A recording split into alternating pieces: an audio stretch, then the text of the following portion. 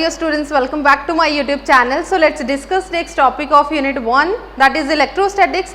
So this is the chapter number 4 according to the Punjab board, and our next topic is linear integral या line integral of electric field is independent of path. मतलब path पर depend नहीं करेगी, independent है आपकी electric field.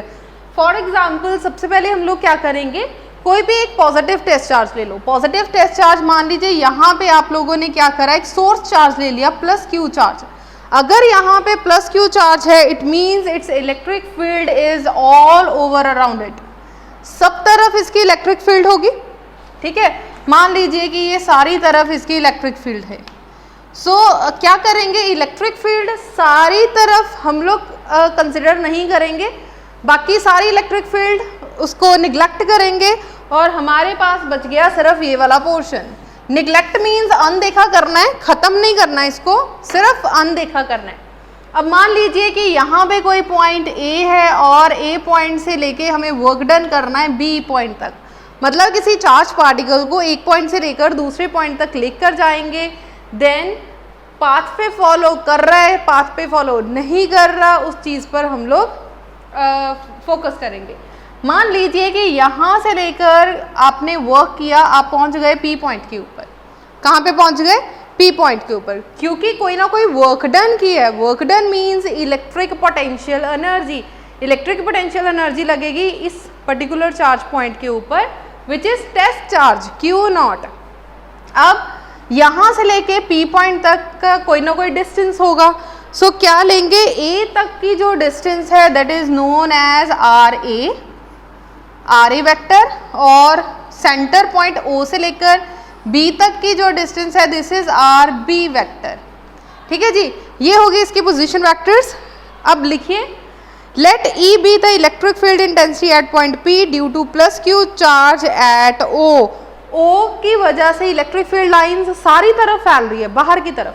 इसका मतलब इसकी इलेक्ट्रिक फील्ड इस तरफ भी होगी, सिमिलरली इस तरफ भी होगी और सिमिलरली इस तरफ भी होगी. सब तरफ इलेक्ट्रिक फील्ड्स होंगी.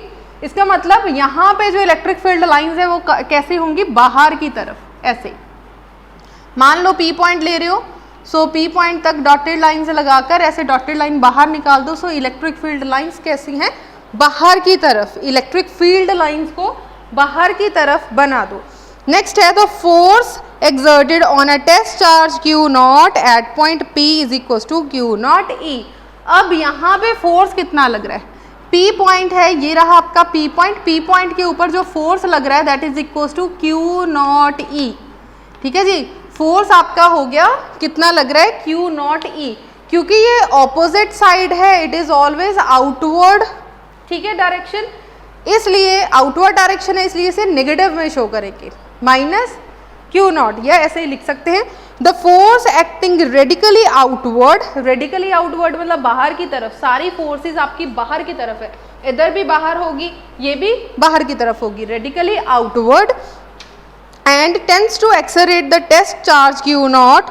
टू प्रिवेंट दिस एक्सेलरेशन, इस एक्सेलरेशन को बचाने के लिए इक्वल एंड ऑपोजिट फोर्स लगाएंगे, which is F naught is equal to Q not E vector has to be applied on the test charge. अब ध्यान से देखो ये चीज़ें, ये चीज़ जो कंफ्यूज कर सकती है आपको कि इलेक्ट्रिक फील्ड है. मान लो मेरे पास कोई चार्ज पार्टिकल है, सिमिलरली ये चार्ज पार्टिकल है, इसकी इलेक्ट्रिक फील्ड लाइंस बाहर की तरफ है, इस तरफ.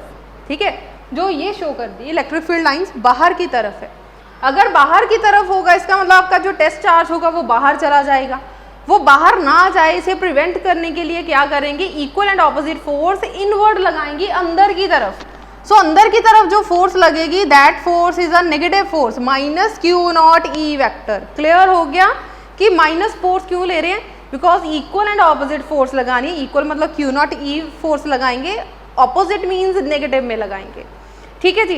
देन नेट वर्क डन कितना होगा, now work done to move the test charge. Now work done to move test charge. अब टेस्ट चार्ज को मूव करना है. कौन सा टेस्ट चार्ज है हमारे पास, क्यू नॉट. कौन सा टेस्ट चार्ज है हमारे पास, क्यू नॉट. ये रहा, यहाँ पे जो चार्ज होगा दैट इज क्यू नॉट. अब इस क्यू नॉट को मूव करवाना है, कहाँ से लेके कहाँ तक, P से लेके Q पॉइंट तक. ये पॉइंट रहा आपका Q. सो मूव करवाना है charge from P to Q, P से लेके Q तक मूव करवाना है। सो कोई ना कोई वर्क डन लगेगा। कितना वर्क डन लगेगा? dW is equals to force into displacement, force into displacement. मान लीजिए ये छोटा सा जो डिस्प्लेसमेंट हुआ है that is dl। So this charge is q not और ये स्मॉल डिस्प्लेसमेंट कितना है? dl। सो फोर्स कितना लगा? F vector dot dl vector. इतनी बात हो गई क्लियर? अब क्या करेंगे? डॉट प्रोडक्ट को आप रिमूव भी कर सकते हो या इसकी वैल्यू पुट कर सकते हो। पहले रिमूव कर दो। F की वैल्यू कितनी है? Q not E dl। Negative sign क्यों शो करा? यहाँ पे लिख दो where F is equal to minus Q not E। Negative sign क्या शो कर रहा है? This is equal and opposite force. अब क्या करेंगे? यहाँ पे अभी डॉट है, ठीक है, डॉट है। अब डॉट प्रोडक्ट हटा दो। डॉट प्रोडक्ट हटाएंगे वी गेट कॉस थीटा, ठीक है जी, कॉस थीटा आ गया हमारे पास। अब इस पूरी टर्म को अगर हम लोग इंटीग्रेट करना भी स्टार्ट करेंगे, इसमें dl आ रहा है, कॉस थीटा आ रहा है, जो इंटीग्रेशन के अंदर सॉल्व नहीं हो पाएगा। सो क्या करेंगे? छोटे से ट्रायंगल बनाएंगे। ट्रायंगल कैसे? यहाँ से बेटा 90 डिग्री का एंगल ले लो। इट्स योर विश, चाहे इनवर्ड ले लो चाहे आउटवर्ड ले लो। 90 डिग्री यहाँ पे बना दो 90 डिग्री का एंगल। सो इसका नाम रख दिया PQ। इस पर्टिकुलर पॉइंट का नाम रख दो N। इट्स योर विश, आप N रखना चाहते हो, LP, जो आपका मन करे आप वो पॉइंट रख सकते हो। So what is cos theta? What is cos theta? Cos theta is equal to base over hypotenuse. क्या है आपके पास? Base over hypotenuse. अब बेस कहाँ पे बन रहा है? ये आपका पर्टिकुलर कोई एंगल है थीटा और ये 90 डिग्री। अब ध्यान से देखो, बड़ा ट्रायंगल बना के दिखा रही हूँ। 90 डिग्री एंगल बन रहा है N के ऊपर और ट्रायंगल बन रहा है P के ऊपर और ये रहा Q। बेस क्या है? NP। NP आपके पास क्या है? N और PN या NP, जो भी आप लिखना चाहते हो, NP। मान लो ये स्मॉल डिस्प्लेसमेंट हुई है, इतनी सी छोटा सा डिस्प्लेसमेंट हुआ, मान लो दिस इज dr। सो ये क्या होगा? बेस आपके पास आ गया dr और हाइपोटेन्यूज। हाइपोटेन्यूज मतलब P से लेकर Q तक की डिस्टेंस, P से लेके Q तक की, P से लेके Q तक की डिस्टेंस हमारे पास कितनी है? dl। सो dl को इस तरफ लेके आओ। dr का आंसर कितना आ गया? dl दूसरी तरफ गया dl cos थीटा। इसे दे दो equation number 1। Now put this in equation number 1। जब आप इससे इस इक्वेशन में पुट करेंगे, ध्यान से देखो पहले करा क्या। यहाँ पे हमारे पास आ गया Q not E dl cos theta. इसे हम लोग डायरेक्ट सॉल्व नहीं कर सकते बिकॉज L का इंटीग्रेशन नहीं ले सकते, cos थीटा का इंटीग्रेशन नहीं ले सकते। इसका मतलब cos थीटा को रिमूव करना पड़ेगा। चलिए रिमूव करते हैं। रिमूव करने के लिए कॉस को रिमूव करना हो, साइन को रिमूव करना हो, टैन को रिमूव करना हो, हमें पर्टिकुलर कोई ट्रायंगल चाहिए। ट्रायंगल कहाँ से बनेगी? कोई ट्रायंगल बन नहीं रही। अपनी तरफ से हमने एक परपेंडिकुलर ड्रॉ करा। कौन सा परपेंडिकुलर? NQ, ठीक है जी, NQ perpendicular. It means this is a 90 degree angle और यहाँ पे कोई ना कोई एंगल थीटा बनेगा जिस पे 90 डिग्री और थीटा एंगल दोनों हो, दैट इज द बेस। जिस पे परपेंडिकुलर 90 डिग्री का एंगल हो, that is the perpendicular. Perpendicular के बिल्कुल सामने वाली लाइन क्या होती है? हाइपोटेन्यूज। यही है। सो चलिए ये टर्म बन गई आपकी एक ट्रायंगल। एक ट्रायंगल को मैंने साइड पे बना दिया। आपको एग्जाम के अंदर ये अलग से ट्रायंगल बनाने की ज़रूरत नहीं है। सो चलिए बेस क्या है? NP। NP की वैल्यू कितनी है? dr और हाइपोटेन्यूज की वैल्यू कितनी है? dl। सो पुट कर दी।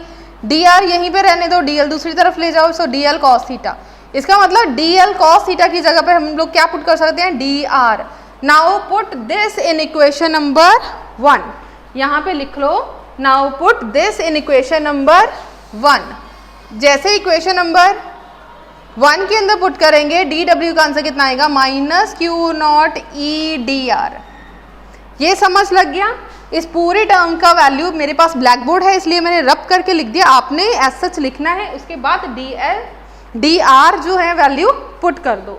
यहाँ तक कोई प्रॉब्लम हो तो देन यू कैन आस्क, पूछ सकते हो, ठीक है जी। Now put the value of E की वैल्यू बेटा कितनी है? E की वैल्यू कितनी है?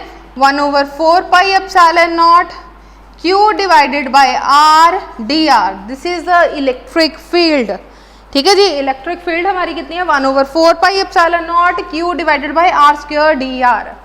आ गई ये टर्म। क्या ये वाला Q नॉट हम लोग यहाँ पे लिख सकते हैं? सिर्फ आगे था, उठा के पीछे लेके गए और कुछ नहीं किया। ये आ गया आपका स्मॉल वर्क डन। अगर स्मॉल वर्क डन है, क्या हम टोटल फाइंड आउट कर सकते हैं? कैसे करेंगे?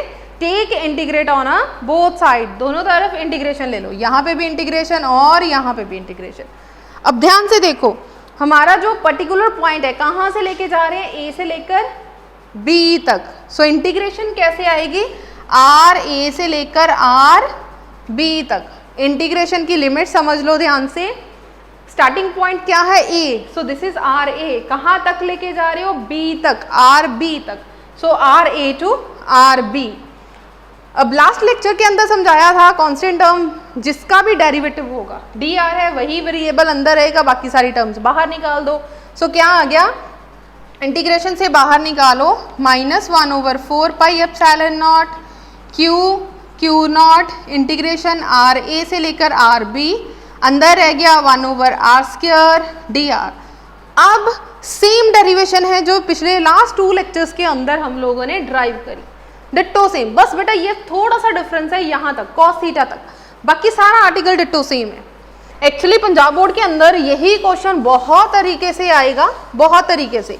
आपकी बुक के अंदर आपको 2 टाइप्स के ही मिलेंगे, सिंगल और 2 पॉइंट चार्जेस, या फिर ये लाइन इंटीग्रल जो है आपको मॉडर्न की बुक में से मिल जाएगा ये वाला आर्टिकल। सो जब आप नोट्स बनाओ देन लाइन वाइज बेटा लेक्चर नंबर 15, 16, 17 एज सच उतार लो। प्लीज़ इन लेक्चर्स को अपनी नोटबुक को अपने बुक के साथ कंपैरिजन ना करें। एक्चुअली ये जो टॉपिक्स है मैं करवा रही हूँ अकॉर्डिंग टू पंजाब बोर्ड में जिस तरीके के क्वेश्चंस आएंगे, थोड़ा बहुत चेंजेस करते रहते हैं पंजाब बोर्ड वाले। सो क्वेश्चंस की फॉर्म चेंज हो जाएगी, इसका मतलब लिमिट्स भी चेंज हो जाएंगी। अगर लिमिट्स चेंज होंगी तो सारा क्वेश्चन चेंज हो जाएगा। सो ध्यान से करना है यहाँ पे।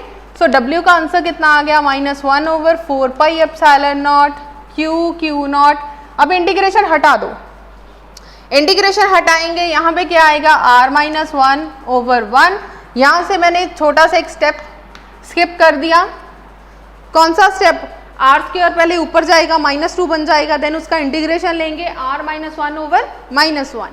सो ये वाला माइनस ये वाले माइनस के साथ कैंसिल आउट हो गया। सो 1/4 pi epsilon not Q not. अब ध्यान से देखिए, 1 ये वाली टर्म नीचे जाएगी तो 1/r, ठीक है। लिमिट्स क्या आ गया? r a to r b। So W का आंसर कितना आ गया? 1/4 pi epsilon not Q not, पहले ऊपर वाली term 1/rb minus 1/ra। This is a final answer. यहाँ तक किसी को कोई भी प्रॉब्लम हो, अगर कोई भी डाउट हो, then please you can ask, comment section में दें या फिर टेलीग्राम चैनल पे पूछ लो। एक ही बात है, लास्ट में आपने एक चीज लिखनी है। यहाँ तक बेटा सबको क्लियर हो गया? W is equals to 1/4 pi epsilon not Q not 1/rb minus 1/ra। Last में लाइंस लिख लो कि कंजर्वेटिव फील्ड क्या है। This shows that the work done in moving a test charge Q not from A to the another point B। यहाँ पे 2 points थे A से लेके B तक, along any path AB, so उसका नाम रख दिया AB।